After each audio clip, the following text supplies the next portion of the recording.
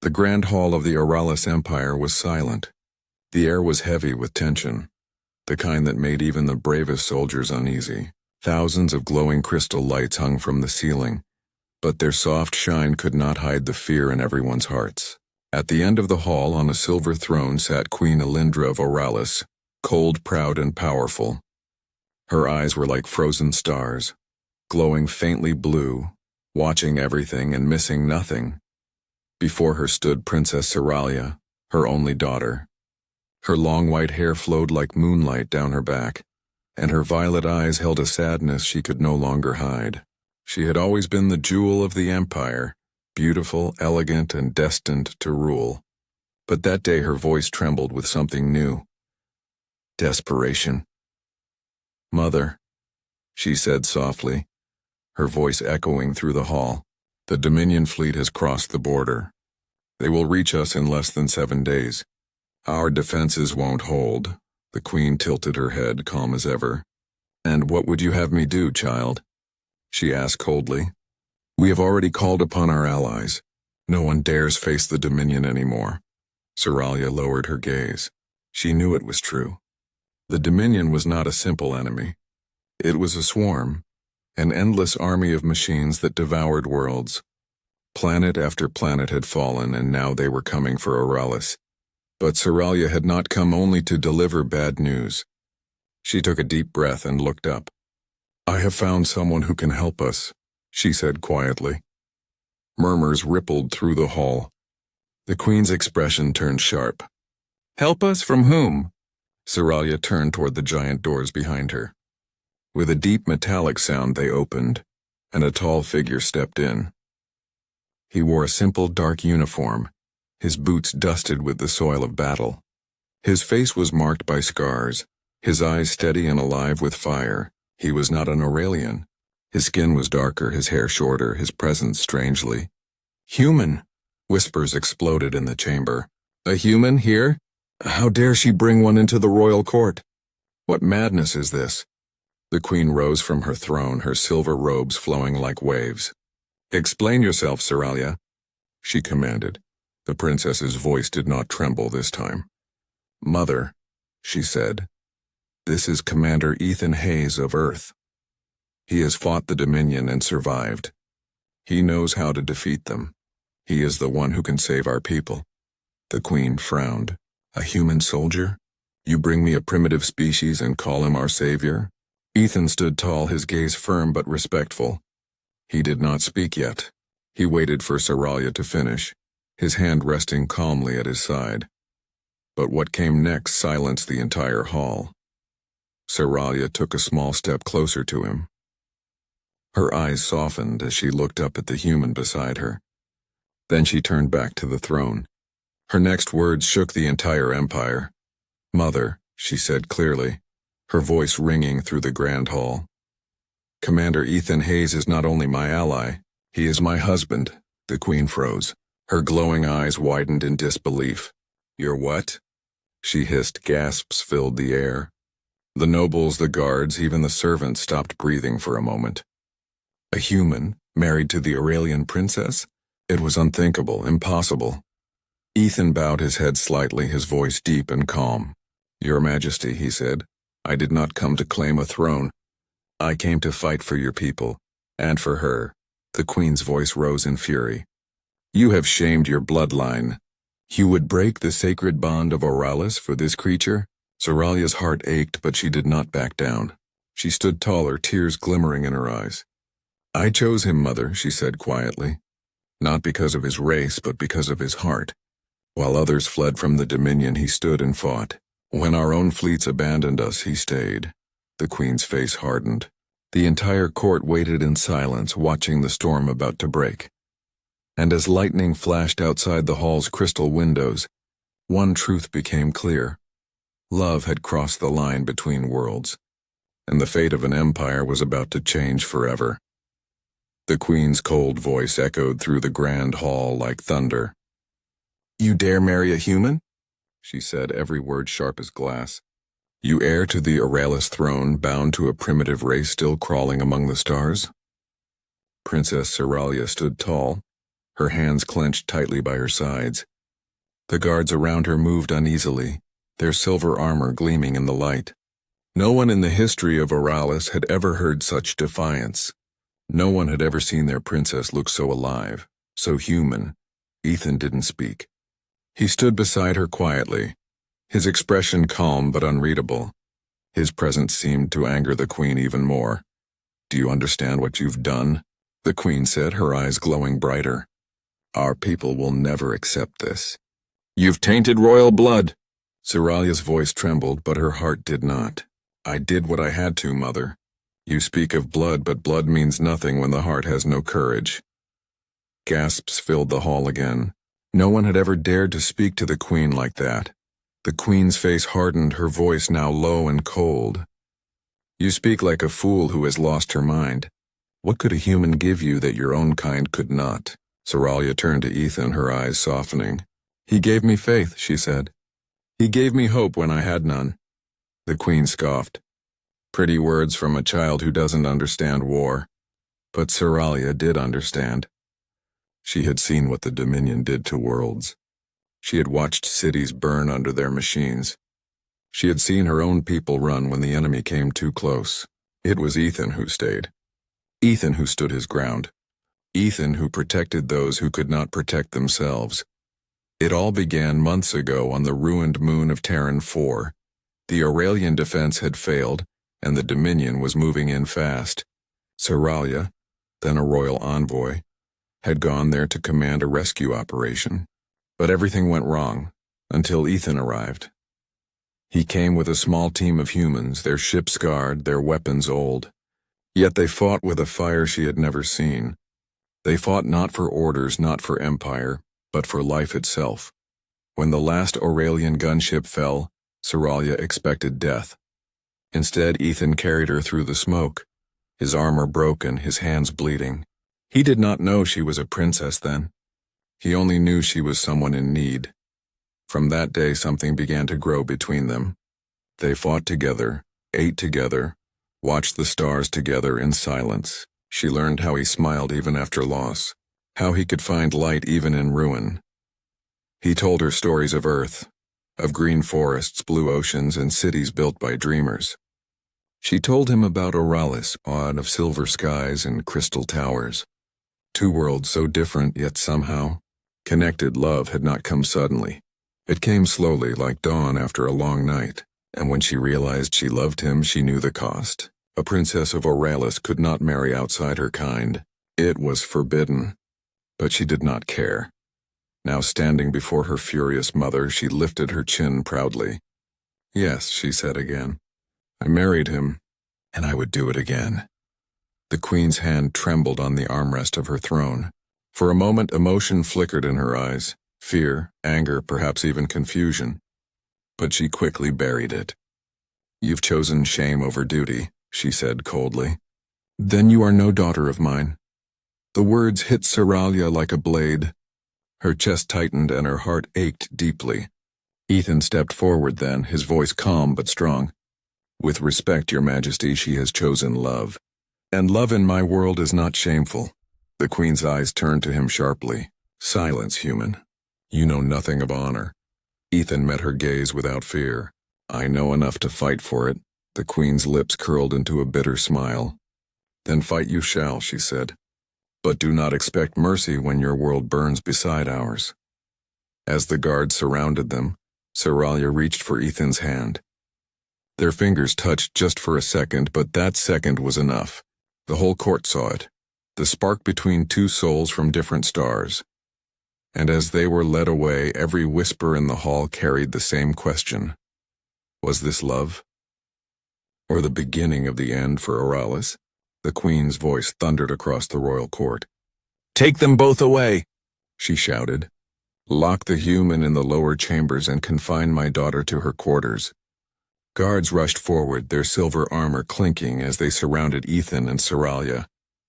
But the human didn't resist. He stood tall, his eyes steady, his hands raised in peace. Ceralia tried to reach for him, but the guards pulled them apart. "Ethan!" she cried, her voice breaking. He looked at her, calm even in chains. "I'll be fine," he said softly. Trust me. Those words, so simple, so human, broke her heart. She had trusted him once on the battlefield, and he had saved her life. Now she would have to trust him again in the face of her mother's fury. The queen watched coldly as the doors closed behind them. The hall fell silent except for the sound of her heavy breathing.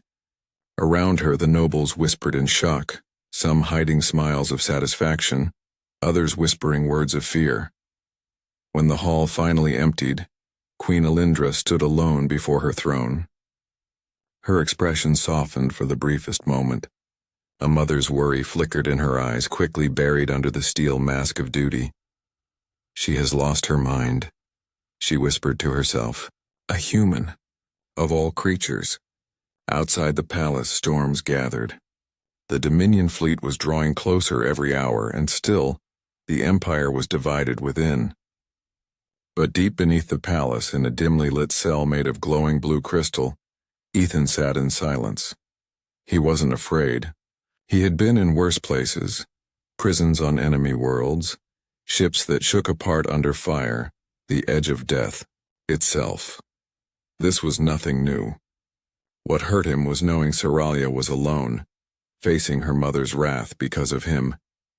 He heard footsteps echo in the corridor. A soldier entered, placing a small tray of food before him. The guard hesitated, then spoke quietly. "Why did you come here, human?" "You knew she'd never accept you." Ethan smiled faintly. "Because she's worth it," he said simply. The guard stared at him for a long time before leaving without another word. Meanwhile, in her chamber, Seralia stood by the window, staring at the storm outside. Rain ran down the glass like tears. She had always believed her mother to be wise, strong, unbreakable. But now she saw that the queen's strength came with blindness. Blindness to love, to trust, to the courage humans carried. The door opened suddenly. Her mother entered, surrounded by 2 guards. "Leave us," the queen ordered, and the guards stepped out. "Mother," Seralia began softly, "please listen." But the queen raised a hand to silence her.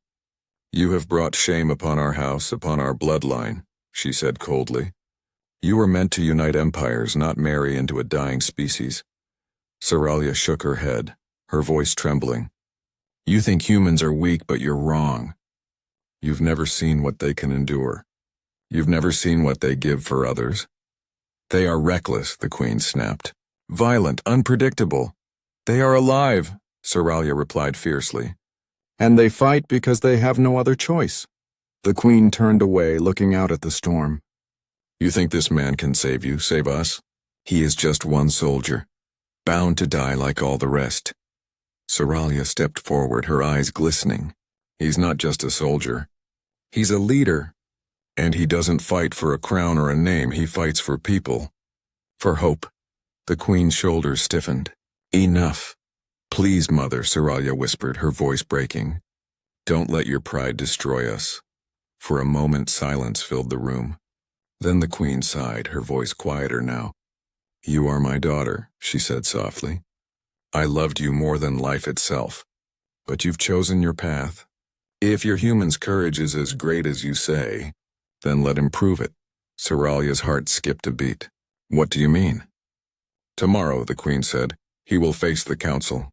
If he can convince them that humanity deserves our trust, I will spare him. And if he fails?"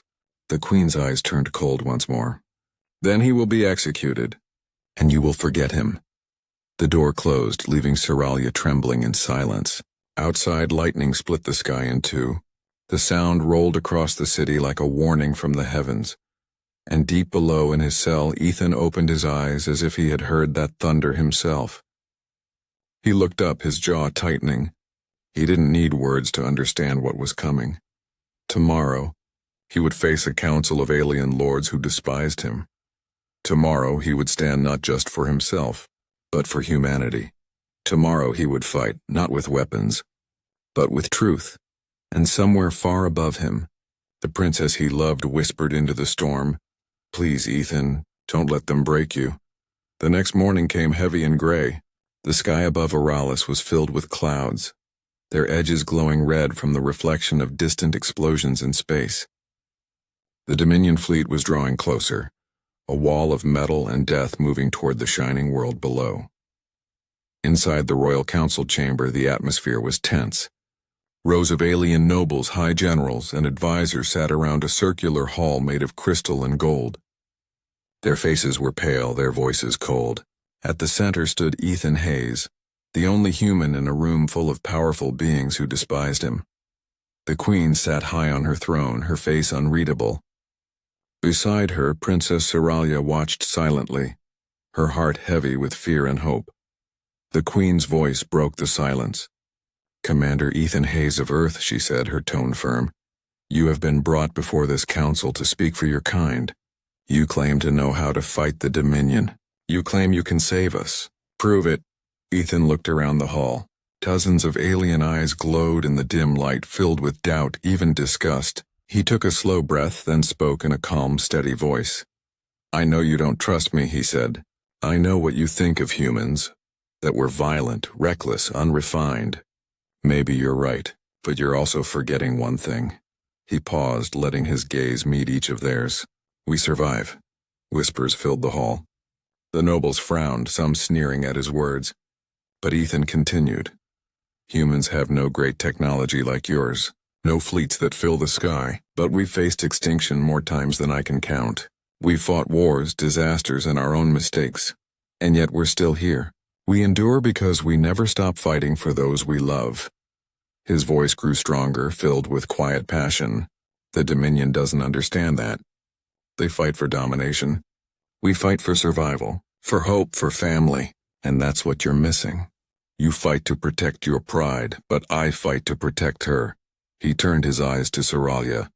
The room fell silent. Even the Queen's expression softened for a heartbeat. Then Ethan continued, his voice low but powerful. "If you want to win this war, you don't need 1,000 more ships. You need courage. You need to fight like humans do. Not because you're ordered to, but because you have something to lose." The council chamber went quiet. Every noble stared at him, uncertain how to respond. Some looked moved, others angry. Finally, one of the generals stood up. "Brave words, human," he said mockingly. "But words will not stop the Dominion fleet." Ethan met his gaze calmly. "No, but action will. And I already have a plan." He turned to the Queen and activated a holographic map of the star system. Blue light filled the air. "If we can draw the Dominion's main force toward the northern orbit, we can trap them between Oralis's moons. Use their own size against them. Their command ships are slow, vulnerable at close range. I've studied their patterns and we can break them if we strike first." The generals exchanged nervous looks. The idea was bold, maybe even insane, but it might work.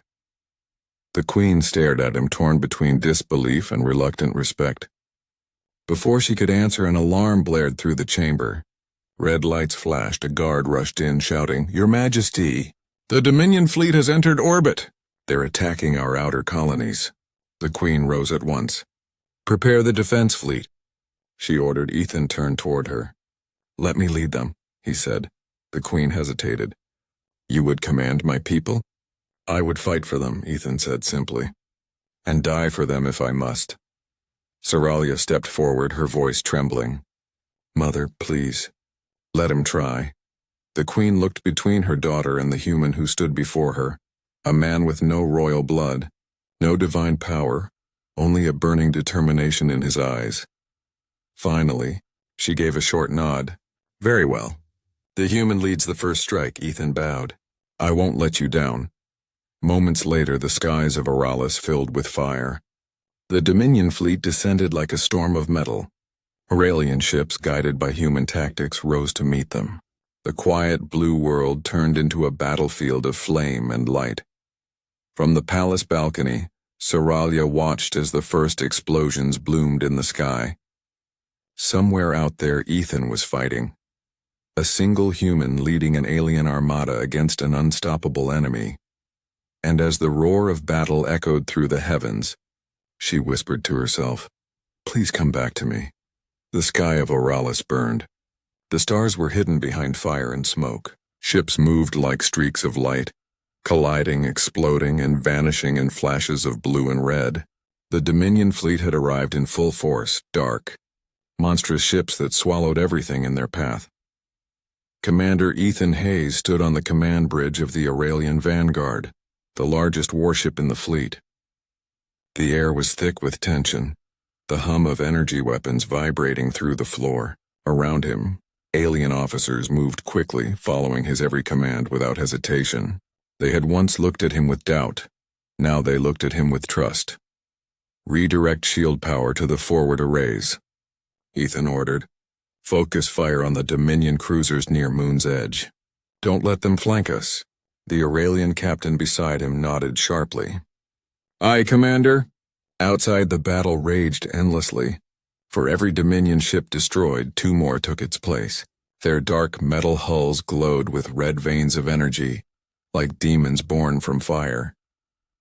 Ethan's mind worked faster than fear. He studied every movement on the holographic display, predicting enemy positions, finding weak spots, making decisions that could mean life or death for thousands.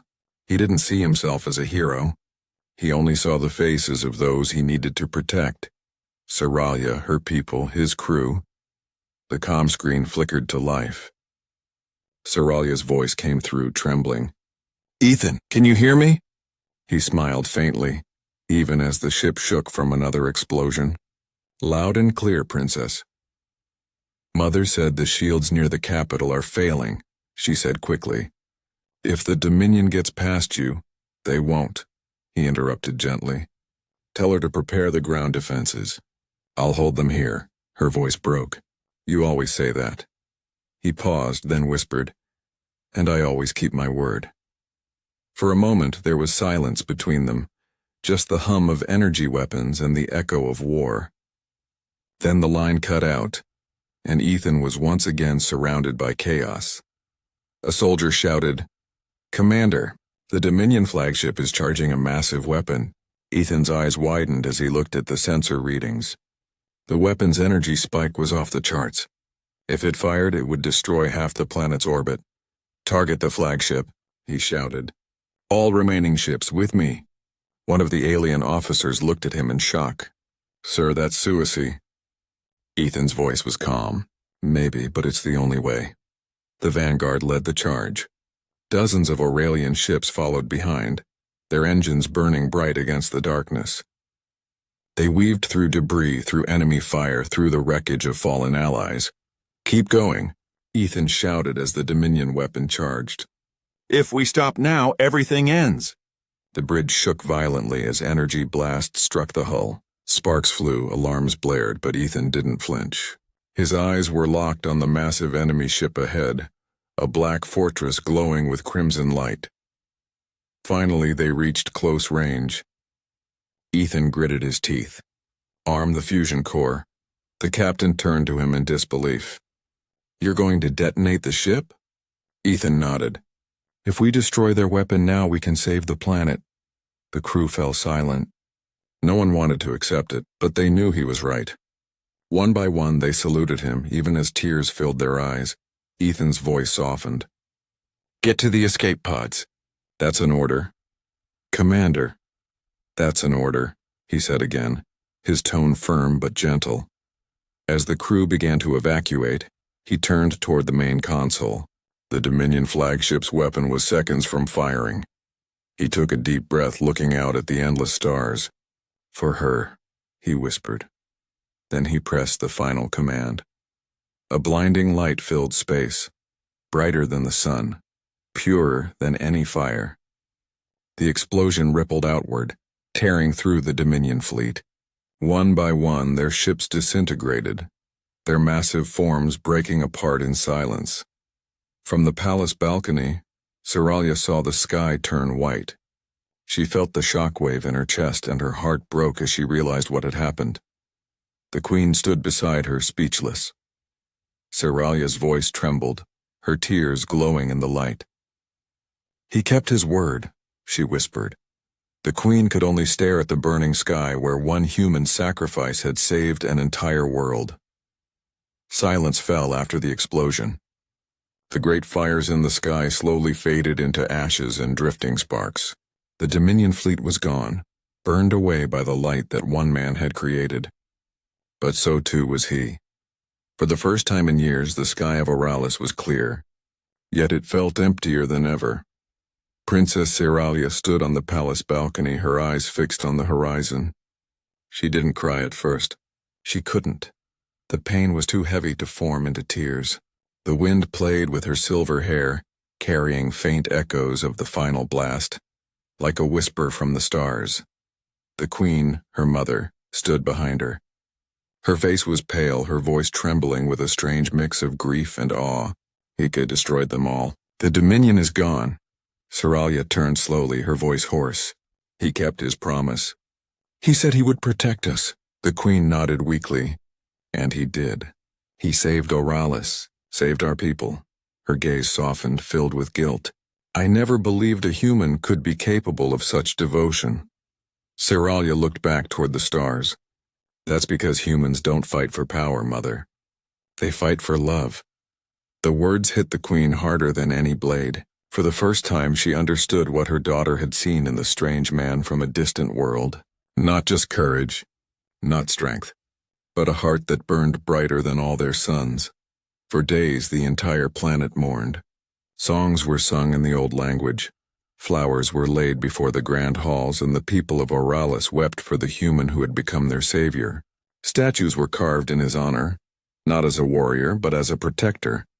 A man with soft eyes standing between the world and the darkness. But Seralia couldn't bring herself to join the ceremonies.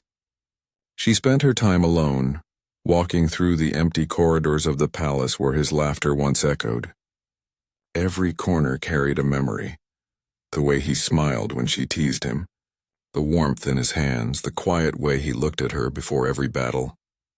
One night, she went to the Star Garden, the place where he once told her that Earth's night sky was full of stories. She sat beneath the glowing trees, staring up at the heavens. Ethan, she whispered, her voice breaking. You said the stars are where heroes rest. Are you there now? A tear slipped down her cheek, glowing faintly under the starlight. She pressed her hand over her heart. You didn't just save my people. You saved me. You taught me what it means to truly care. Behind her, the queen quietly approached. She had never seen her daughter look so fragile, so human. Guilt filled her chest like a storm.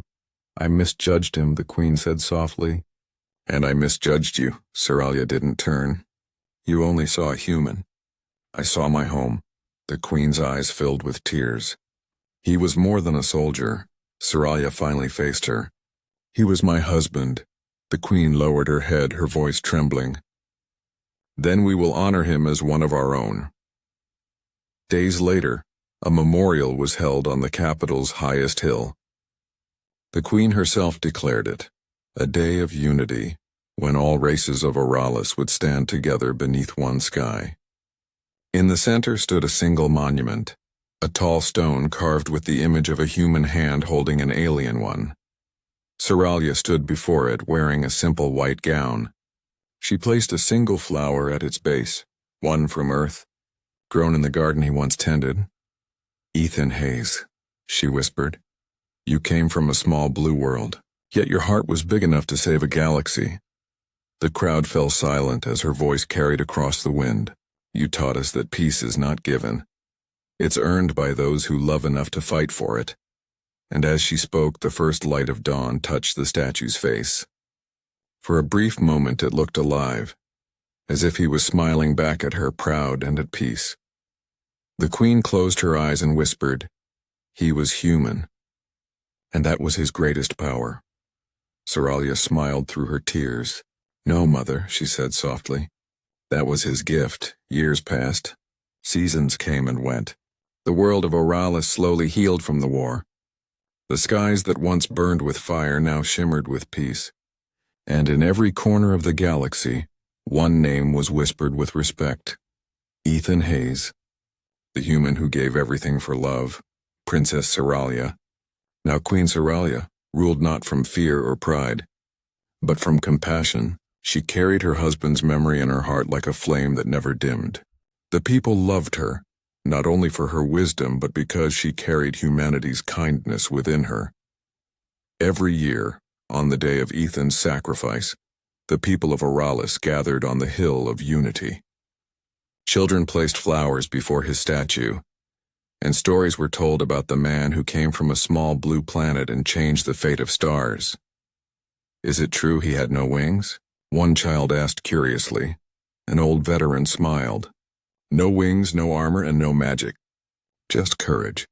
Just love. The children's eyes would widen, amazed that someone so small could hold such strength. And that was how humanity's story began to spread. Not through war, not through conquest, but through the heart of one man. Seralia would often visit the memorial in silence. She no longer cried. Instead, she smiled softly as the wind brushed past her cheeks. "You see, Ethan," she would whisper. "They finally understand." One evening, she stood there again, the twin moons of Auralis shining bright above. The stars looked peaceful, like the reflection of his soul scattered across the sky. Her mother, the former queen, now older and gentler, came to stand beside her. "You've made him proud," the queen said quietly. Seralia turned to her. "I only followed his path. He believed that love could change everything." The queen nodded slowly. And it did. They looked up together at the stars, where the constellation of a man holding a sword of light had appeared, a pattern the people now called the Guardian of Dawn. It was said that when the galaxy was in danger again, his light would return, but Seralia knew he had never truly left. She often visited Earth after that. Humanity had learned of Ethan's sacrifice too. His story had reached their leaders, their soldiers, and their dreamers. A statue stood in his hometown, depicting him not as a hero but as a husband, standing hand in hand with an alien princess. Humans and Auralians began to trade, learn, and build together. The two races grew closer, bridging galaxies through trust and understanding. Where once there had been suspicion, now there was friendship. Seralia walked through the streets of Earth, dressed simply, unnoticed by most. She would pause in front of children playing, laughing under the same blue sky he once described, and every time she heard laughter she felt him near. At night she sat by the ocean, the same kind of sea he had told her about, and whispered to the waves, "I see your world now, Ethan. It's beautiful, just like you said. Your people, they have your fire." A small warm breeze touched her face. It almost felt like his hand. She smiled through quiet tears. Back on Auralis, she ordered one final decree. The Auralian and human alliance would be known as the Covenant of Dawn, symbolizing the light born from love. On its flag, a simple emblem, a human hand and an alien one, surrounded by stars. Generations later, children would still tell the story. Once there was a princess who fell in love with a man from the stars.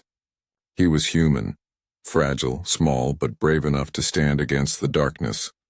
He gave his life for peace, and she, the princess, carried his heart forever. And when they asked what happened to her, the storytellers would smile and point to the night sky. "She still watches over him," they would say, "because love like that never fades." As centuries passed, both worlds flourished. Humans spread among the stars, and in every Auralian city, you could still find one phrase written beneath Ethan's statue. The words Seralia spoke the day she defied her mother. "He's my husband." It was not just a declaration of love, it was the moment when two worlds stopped being strangers.